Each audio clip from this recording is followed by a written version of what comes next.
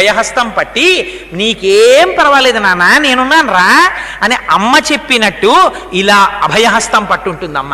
ఆ అమ్మని చూడగానే ఇలా రెండు చేతులు కైమోడ్చి నమస్కరించేయవలసింది. భట్టర్లు అంటారు అందుకే, అమ్మని ఇది ఎంత కారుణ్యం అమ్మా నువ్వు.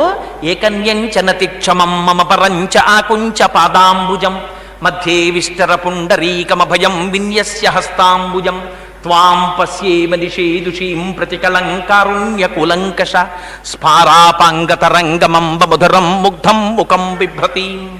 అమ్మ నువ్వు పద్మాసనం వేసుకుని కూర్చోవలసినటువంటి తల్లివా, అటువంటి దానివి నేను వచ్చానని అయ్యో తామర పూలు పట్టుకొచ్చాడు కొడుకు, నా కాలు కింద పెట్టకపోతే పాదం మీద పువ్వులు పెట్టడం కుదరలేదని బెంగ పెట్టుకుంటానని అమ్మ నా కోసమని ఒక కాలు కిందకి చాపి ఇంకా నేను అసలు నోరు విప్పి అడగక ముందే నువ్వు ఇలా అభయహస్తం పట్టేశావా.